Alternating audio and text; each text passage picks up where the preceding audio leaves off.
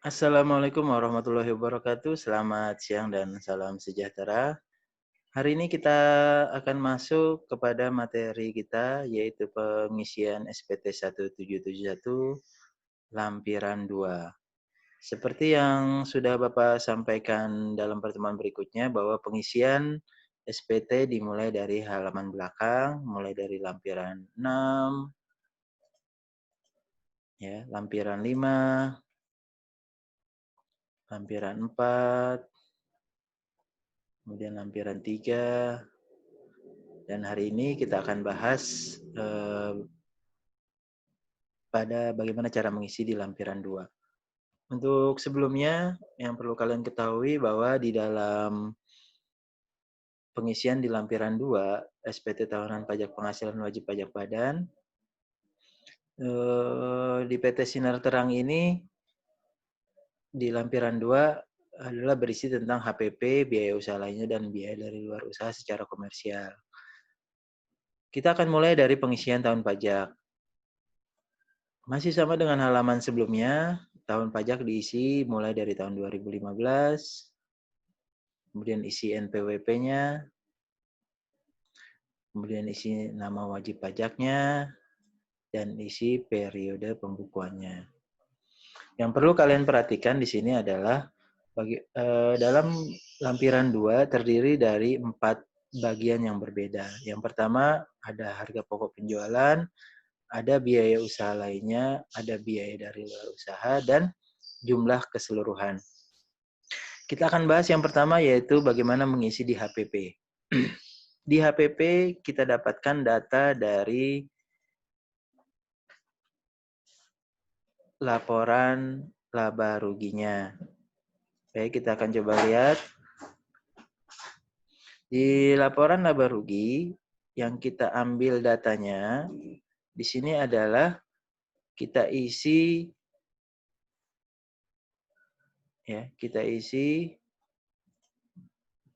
sebesar 7.826.626.600.000 rupiah. Dari mana Pak datanya? Datanya kita ambil dari laba rugi, yaitu dari pembelian bersih. Jadi kalian bisa lihat di sini nilainya adalah 7.826.600.000 rupiah. Setelah itu biaya transportasi kita masukkan, ambil dari ongkos kirim pembelian, nilainya adalah 42 juta. Jika kita lihat di sini, maka akan ada penambahan pembelian bersihnya sebesar 7.868.600.000 rupiah. Baik. Untuk selanjutnya, yang perlu kita isi adalah persediaan awal. Datanya dari mana? Datanya kita bisa ambil juga dari persediaan awal ketika perusahaan tersebut mengambil persediaan per 1 Januari 2015. Nilainya 1.500.250.000 rupiah. Baik, selanjutnya untuk persediaan akhir kalian bisa ambil dari dikurangi persediaan per 31 Desember 2015, nilainya adalah 1.050.000.000. Di kolom 14, di sini ada keterangan jumlah 1 sampai dengan 12 dikurangi 13. Maka yang tadi sudah kita isi datanya ditambahkan mulai dari 7 miliar ditambah 42 juta ditambah 1.500.250.000 rupiah. Kemudian dikurangi dengan 1.050 juta rupiah.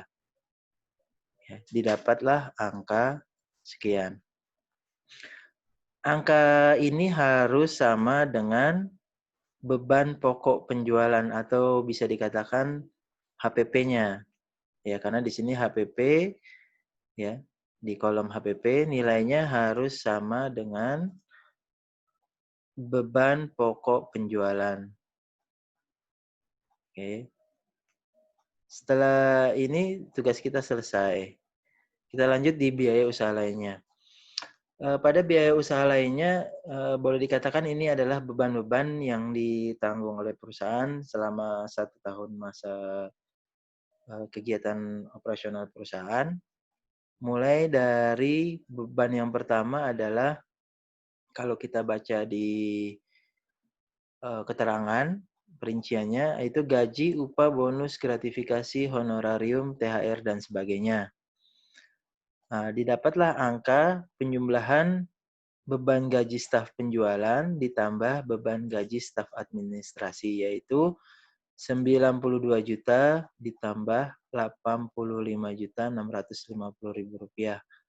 Maka didapatlah angka 177.650.000 rupiah. Kemudian ada biaya transportasi. Kalian bisa lihat di sini. Kita tambahkan saja ongkos kirim penjualan ditambah dengan beban perjalanan. Nilainya, jadi kita tambahkan 75.250.000 rupiah ditambah dengan 160 juta rupiah. Maka didapat 235.250.000 rupiah. Kemudian biaya penyusutan dan amortisasi ini bisa kita dapat dari beban penyusutan, nilainya adalah 175.500.000 rupiah. Baik, untuk selanjutnya biaya sewa. Biaya sewa bisa kita dapatkan dari beban sewa di beban administrasi di sini ya. Beban sewanya adalah nilainya 21.320.000 rupiah. Ya, kemudian biaya sehubungan dengan jasa. Ini Bapak kasih tambahkan keterangan jasa audit biar kalian tidak bingung. Seharusnya sih memang tidak ada, ya. Tapi biar kita kalian bisa tahu dapatnya dari mana. Oke, lanjut. Nilainya yaitu di sini nilainya beban jasa audit nilainya adalah 85 juta rupiah. Ya. Selanjutnya, biaya pemasaran atau promosi boleh dikatakan yang muncul di laporan laba ruginya adalah beban iklan nilainya 60 juta rupiah. Ya, masukkan di biaya pemasaran atau promosi. Nah, yang kosong-kosong di sini kemungkinan memang tidak ada datanya, jadi kalian tidak perlu memasukkan. Kemudian lanjut, biaya lainnya adalah biaya yang tidak ada keterangan di perincian sehingga kita bisa masukkan ke dalam biaya lainnya. Kita lihat di sini yang belum masuk adalah yang pertama, beban habis pakai, beban administrasi lain, beban rekreasi, dan beban pajak. Jadi kalau dijumlahkan nilainya sebesar 172.650.000 rupiah. Dari total keseluruhan ini dijumlahkan, karena di kolom 13-nya tidak ada, berarti kita tidak perlu mengurangi. Maka didapat angka 927.370.000 rupiah. Nah, lagi-lagi data ini harus sama dengan jumlah beban operasi, yaitu nilainya 927.370.000 rupiah. Pertanyaannya adalah jika berbeda hasilnya, maka ada yang kemungkinan kalau dia lebih kita ada kemungkinan datanya yang salah, atau kalau kurang kemungkinan ada yang belum dimasukkan. Jadi kalian harus sama lihat bebannya yang mana yang belum masuk. Nah, inilah yang dijadikan data untuk kita memasukkan biaya usaha lainnya di lampiran 2 ya. Berarti selesai untuk kolom biaya usaha lainnya. Kita lanjutkan biaya dari luar usaha. Di biaya dari luar usaha di sini kita bisa lihat nilainya dari pendapatan dan beban lain. Di mana di sini ada beban bunga nilainya 7.250.000 rupiah. Inilah yang harus dimasukkan ke dalam biaya dari luar usaha. Ya, jadi di kolom 6 biaya bunga pinjaman nilainya 7.250.000 rupiah. Setelah kita tambahkan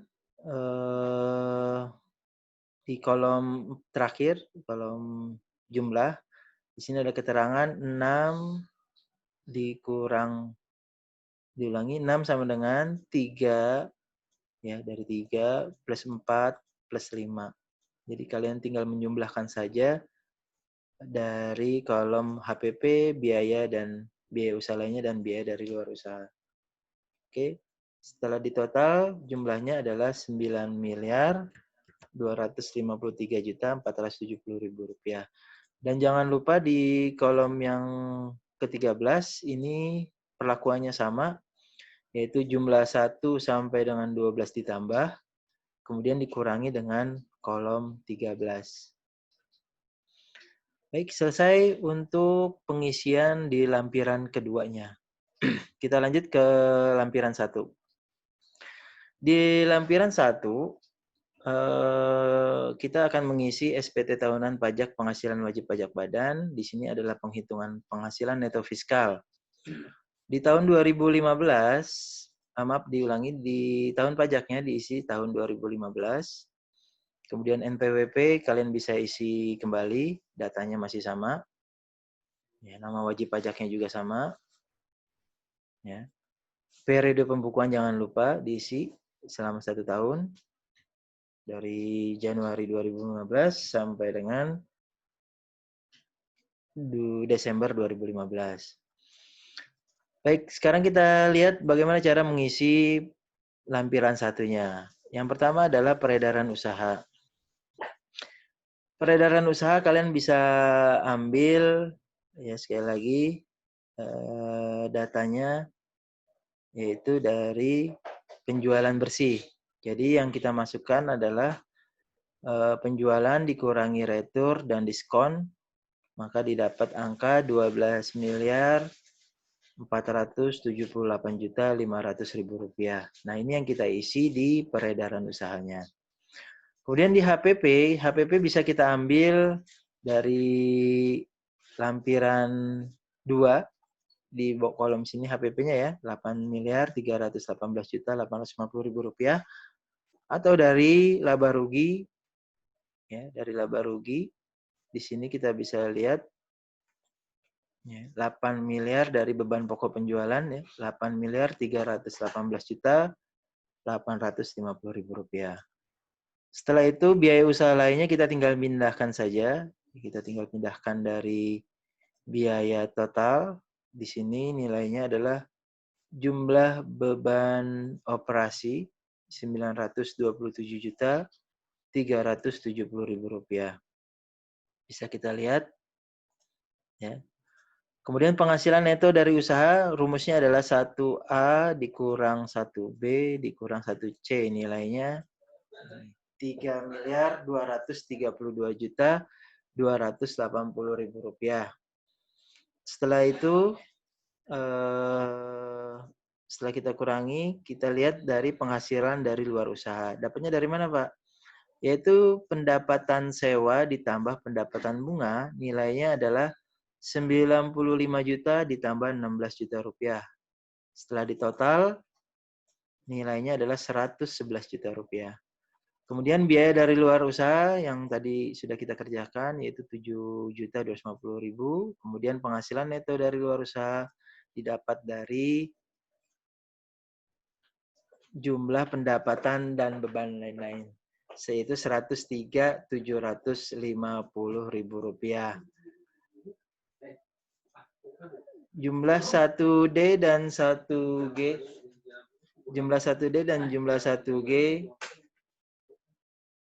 yaitu dijumlahkan poin D 3 miliar ditambah dengan penghasilan neto luar usaha yaitu 3.336.030.000 rupiah. Untuk penghasilan neto luar negerinya kosong, untuk poin 3 kita tambahkan 1H ditambah 2 karena 2-nya kosong jadi otomatis langsung turun. Baik, itu yang di lampiran satunya untuk pengisian jumlah penghasilan neto komersial. Kita lanjutkan. Oke. Berikutnya adalah penghasilan yang dikenakan PPh final dan yang tidak termasuk objek pajak. angka ini didapat dari, kalau kita mau lihat dari lampiran 4 ya, dari lampiran 4 yaitu PPh final dan penghasilan yang tidak termasuk objek pajak. Yang kita jumlahkan adalah dasar pengenaan pajaknya yaitu 16 juta ditambah 40 juta. Ya. Ini kita pindahkan ke penghasilan yang dikenakan PPh final, nilainya 56 juta rupiah.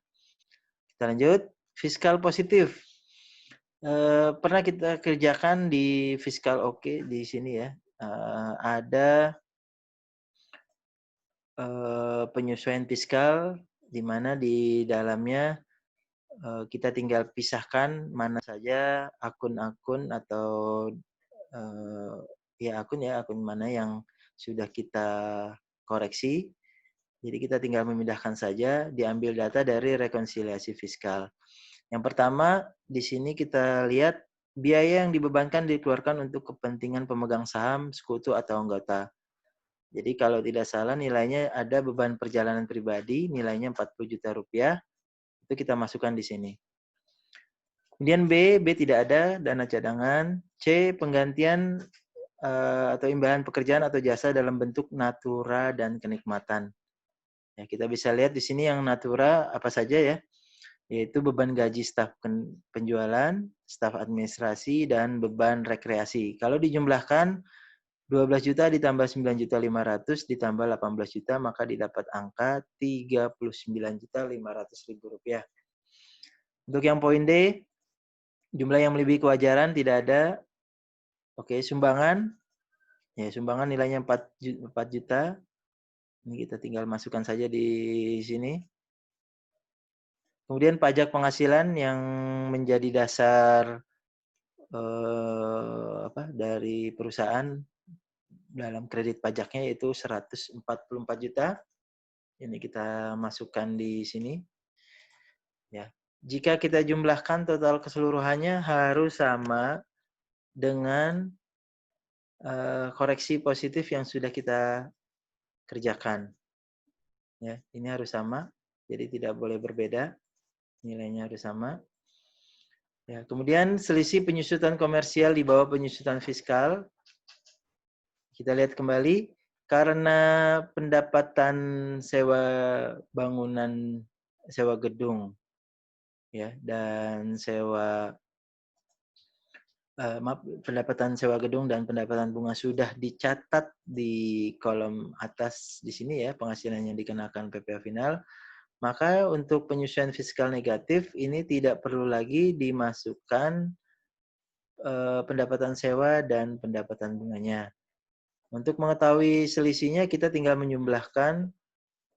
Kalau untuk datanya di sini sama dengan ya sum ya koreksi negatif kita jumlahkan, maka didapat angka 119.750.000 rupiah. Inilah yang kita masukkan di penyesuaian fiskal negatif, yaitu selisih penyusutan komersial di bawah penyusutan fiskal.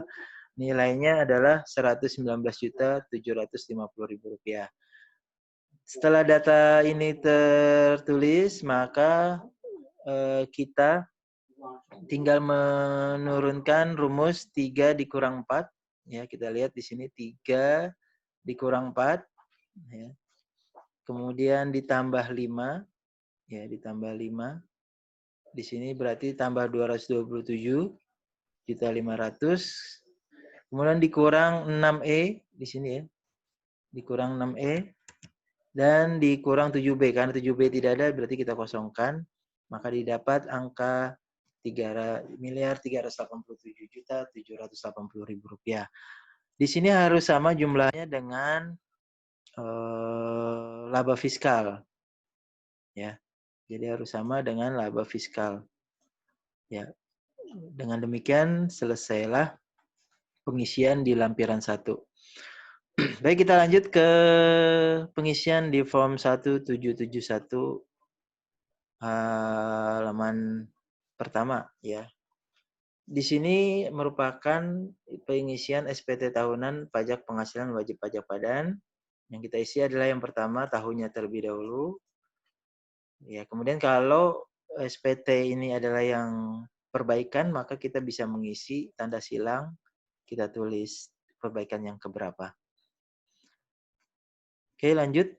Untuk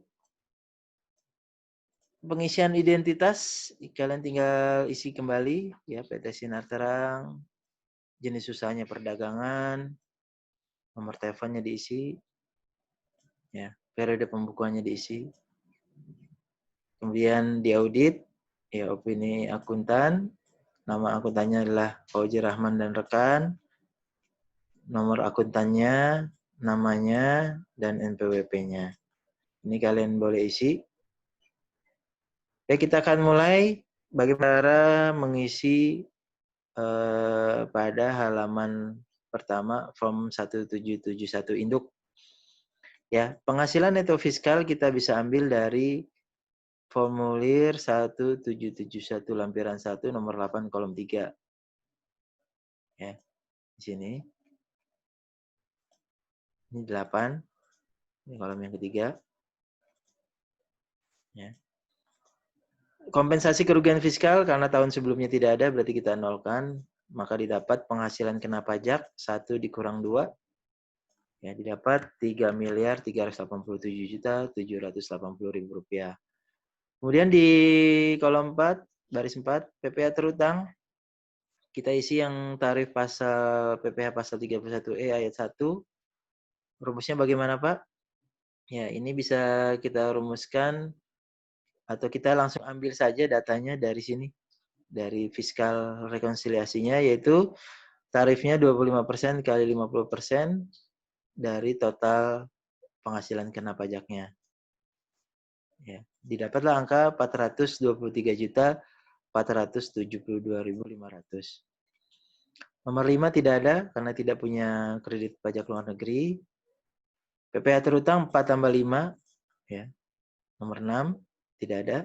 Maaf, setelah ditambahkan. Nomor 7, karena dia tidak memiliki proyek di luar negeri berarti kosongkan. Oke. Kemudian kredit pajak dalam negeri kita bisa ambil dari formulir 1771 lampiran 3 jumlah kolom 6. Ya, di sini. 128.600.000 rupiah. Ya. Jadi di sini diambil dari kolom 3. Nilainya 128.600.000 rupiah. Kemudian kredit pajak luar negeri tidak ada, kita kosongkan. Kemudian C jumlah 8A plus 8B, dia kita turunkan saja. Maka didapat PPh yang harus dibayar sendiri nilainya adalah Rp294.872.500 rupiah. PPh yang dibayar sendiri dengan kata lain kredit pajak atau angsuran PPh nilainya 144 juta. Datanya dari mana, Pak? Ya, datanya adalah dari kolom keterangan di sini.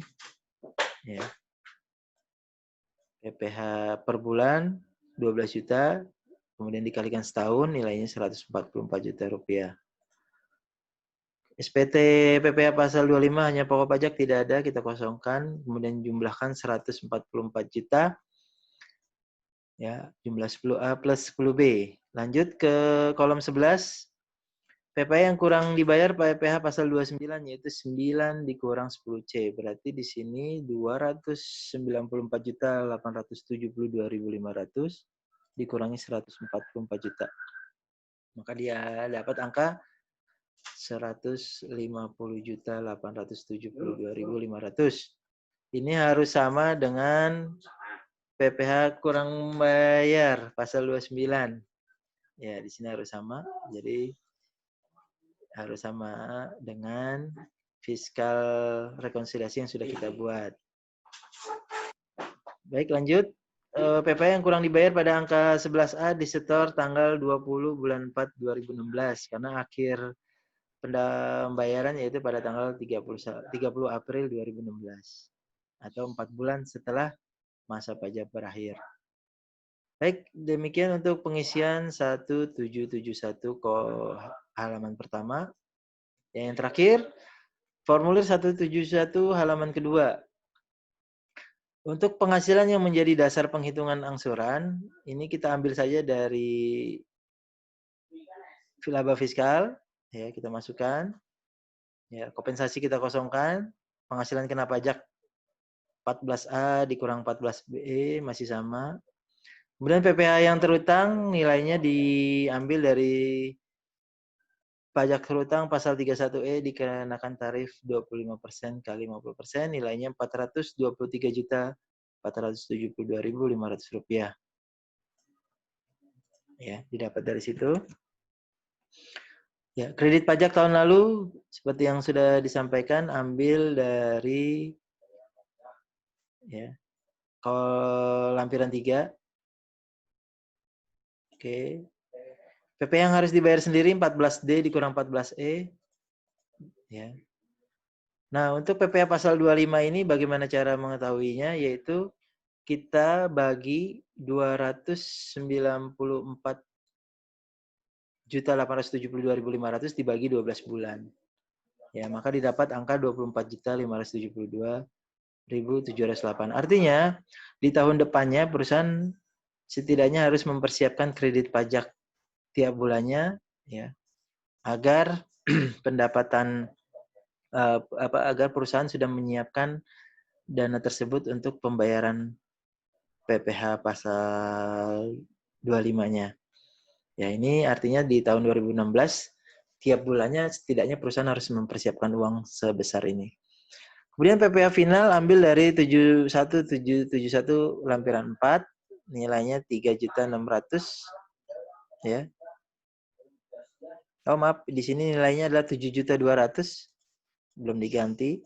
Ini kita masukkan angka 7.200.000. Ya, 7.200.000. Ya, untuk penghasilan tidak termasuk objek pajak kita kosongkan, 16 beli tanda silang, ya 17 surat setoran pajak tanda silang, laporan keuangan tanda silang. Artinya ini data yang ada ya, yang dimiliki oleh perusahaan. Wajib pajak, ya tanggal 25 bulan April 2016, tanda tangan cap perusahaan, nama pengurus, nomor NPWP-nya. Baik, demikian untuk bagaimana cara mengisi SPT lanjutan, yaitu mulai dari form 1771 lampiran 2, lampiran 1, kemudian 171 induk halaman pertama dan 1771 halaman kedua. Jika tidak ada yang kurang jelas mungkin nanti bisa ditanyakan di WhatsApp secara japri ya. Artinya bisa mengirim mana yang kurang jelas di foto kemudian dikirimkan ke Bapak. Demikian kegiatan pembelajaran kita hari ini. Bapak cukupkan. Semoga bisa bermanfaat. Wabillahi taufiq wal hidayah. Wassalamualaikum warahmatullahi wabarakatuh.